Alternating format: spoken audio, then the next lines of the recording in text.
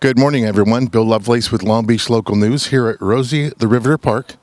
I'm with a very special lady, an old friend of mine, Laura Herzog, CEO and founder of Honoring Our Fallen. Good morning. Good morning, Bill. So great to see you and be out here today. Okay, can you tell us a little bit about Honoring Our Fallen? Yes. So I'll just so my life forever changed on the 10th of November, 2009.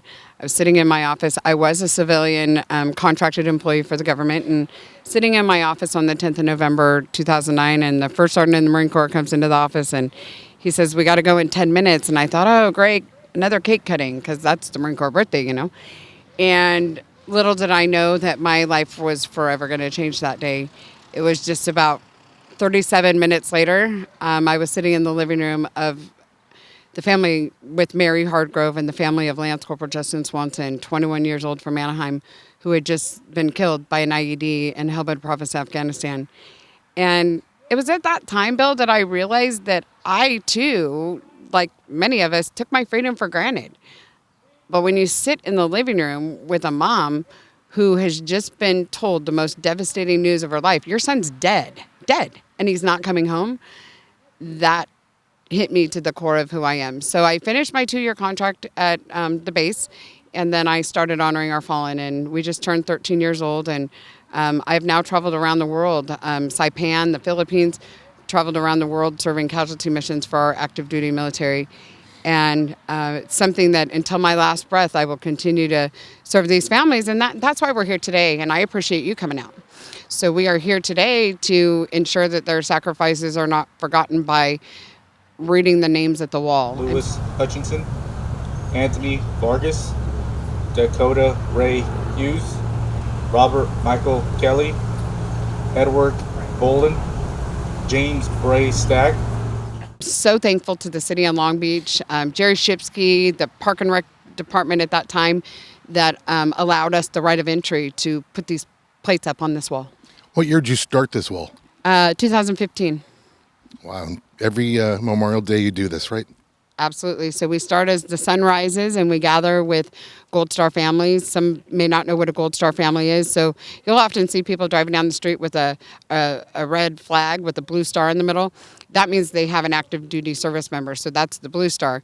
And this is the time that you don't want to earn the Gold Star. Remember, we wanted to earn the Gold Stars when we were young, right? Okay, but this is a Gold Star you don't want to earn. And it means that your loved one died while serving active duty in our military.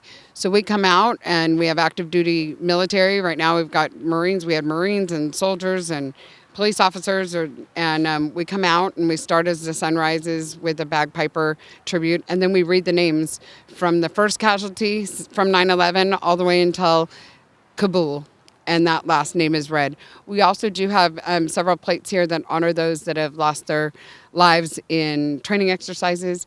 One of the moms that was just here, that just left, her son is Lance Corporal Marco Barranco, one of the Marines that was killed in the AAV incident off the coast of San Clemente. You guys are a nonprofit and you rely on donations for your income, right? Yes, we do. So our programs and services are all funded by independent donations, company grants, scholarships, sponsorships, and things like that. And if they want to get a hold of you, how do they do that? So you go to honoringourfallen.org. There's a button there where you can click on the button that says volunteer. So you can we're a volunteer nonprofit organization. Sign up to be a volunteer. You can also make donations on our website.